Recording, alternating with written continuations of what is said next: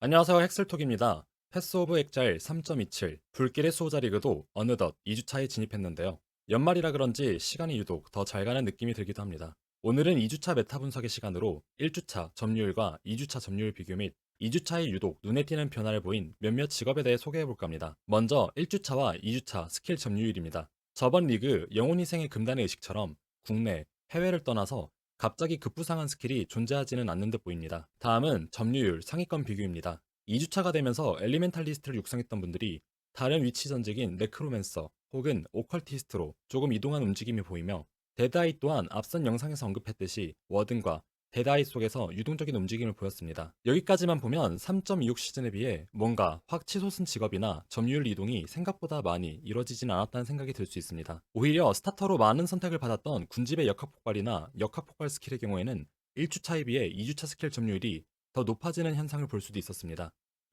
해당 현상은 네크로맨서, 데드아이, 하이로펀트에서 특히 심하게 발생했는데요. 이번 시즌 17티어의 난이도가 완화된 점, 그리고 원래 스타터 스킬이 저점이 좋아 치고 나가기 좋은 대신에 스킬이 불편하거나 고점이 낮은 등 여러 문제가 있는 경우가 대다수인데, 유독 이번 시즌 스타터 빌드는 시작부터 끝까지 그냥 원빌드로 쭉 달려도 손해보는 게 없는 스킬들이 많았습니다. 그 중에는 특히 역학폭발이 있었고요. 마지막으로는 삿된 아이템의 종류가 생각보다 다양하지 않고 기대했던 혈맹 전직들이 기존 전직들의 패시브처럼 직관적이라기보다는 한정된 전직 패시브 포인트 속에서 조율을 해야 되는 등 다수의 유저에게 와닿기는 힘들었다는 점도 존재한다 생각합니다. 이런 상황 속에서 꼭 몇몇 직업 혹은 빌드들은 이전에 비해 새로운 바람을 가져오기도 하는데요. 오늘 시간에는 이번 시즌에 대한 여러 얘기가 나오는 와중에도 2주차 점유율이 올라간 직업들에 대해 소개해볼까 합니다. 먼저 첫 번째는 저거넛입니다. 저거넛은 1주차에 2%, 2주차에 5%로 가장 많은 변화를 보여준 전직입니다. 저거넛의 힘 스태킹 빌드는 꽤 오래전부터 동작 속도 및 반사맵의 제약을 벗어난다는 점에서 높은 가치를 가지기도 했으며 플랫 확보를 하기가 매우 쉽기 때문에 많은 사랑을 받았습니다. 이번 시즌 저거넛의 힘 스태킹 빌드는 크게 두 가지로 나뉘는데, 이번에 많은 지원을 받은 완더류 스킬에 있어 힘 스태킹은 한 손 무기에서 확보하기 힘든 매우 높은 카우스 플랫을 토대로 완드 스킬에는 주문 피해 150%가 공격 피해에 반영되는 옵션이 존재하기 때문에 눈알 왕관을 사용하지 않아도 된다는 점에서 유독 더 높은 가치를 보이기도 했습니다. 눈알 왕관이 강제적이지 않게 되면서 사냥꾼, 전쟁군주 베이스 제작 투구를 통해 더 높은 딜을 가져올 수 있거든요. 또 하나는 양손검으로만 사용 가능한 북극성의 용암 타격입니다. 힘 스태킹 빌드의 대부분 유저가 많이 사용하는 스킬로 전반적으로 육각형 이미지를 가지고 있으며 샷건류 스킬 중에서는 너프를 받았음에도 불구하고 여전히 좋은 성능을 보이는 스킬입니다. 1주차 영상의 마지막에서 언급했듯이 다양한 스탠류 스태킹 빌드가 보통 2주차부터 많이 올라온다고 했는데, 하지만 저거넛의 바람의 주인공은 힘 스태킹이 끝이 아닌데요.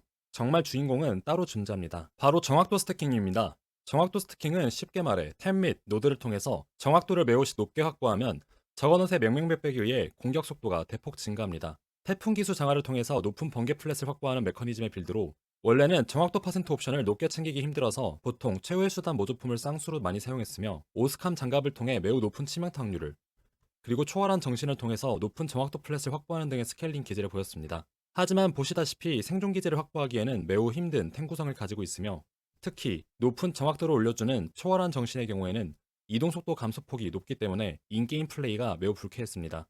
이러한 기존의 정확도 스태킹 빌드의 단점을 깨고 새롭게 태어난 뉴 정확도 스태킹 빌드는 이번 시즌 컨텐츠인 삿된 아이템으로부터 시작하는데요. 바로 사고와 움직이는 소나기입니다. 해당 클로의 삿된 버전에는 지능 25당, 정확도 5% 증가라는 정말 파격적인 옵션이 있습니다. 특히 해당 무기로 공격해야 효과가 적용되는 게 아닌 글로벌한 옵션이기 때문에 쌍수로 사용한다면 지능 25당, 정확도가 10% 증가하게 되죠. 여기에 추가로 좋은 시너지를 가질 수 있는 쉐이퍼의 손길 장갑은 지능 2당, 정확도를 무려 4 올려주기 때문에 지능 2500, 클로 쌍수 기준 정확도 플랫을 무려 5000을, 그리고 1000% 이상의 정확도 퍼센트를 확보할 수 있습니다. 인트 스태킹 기반으로 스케일링을 하면 높은 정확도가 높은 딜을, 그리고 높은 에너지 보호막을 기반으로 최소한의 생존을 보장받을 수 있죠. 이에 따라 통계 사이트에서도 정말 많은 적어놓은 유저들이 해당 메커니즘을 토대로 세팅을 보이고 있으며, 심지어 단점이 매우 큰 대신에 반지를 하나 더 착용하는 패시브를 찍은 유저도 꽤 많이 목격할 수 있었습니다.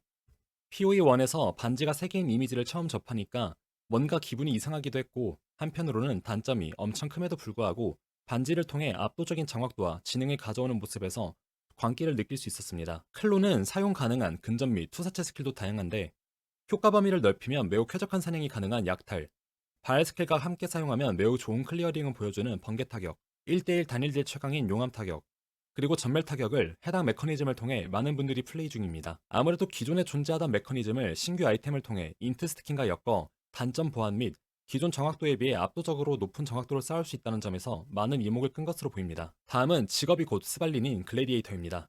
1주차에 2%, 2주차에 3%로 1% 상승했습니다. 2주차 글래디에이터의 스킬 점유율을 보면 뭔가 심상치 않음을 알 수 있는데요. 보통 글래디에이터는 출혈 기반으로 내장 적출, 혹은 실혈의 피부 찍기와 같은 스킬이 가장 높은 점유율을 보이는데 뭔가 평소라면 보기 힘든 스킬이 1등을 차지하고 있습니다. 바로 청소부의 시체 폭발이란 스킬인데요.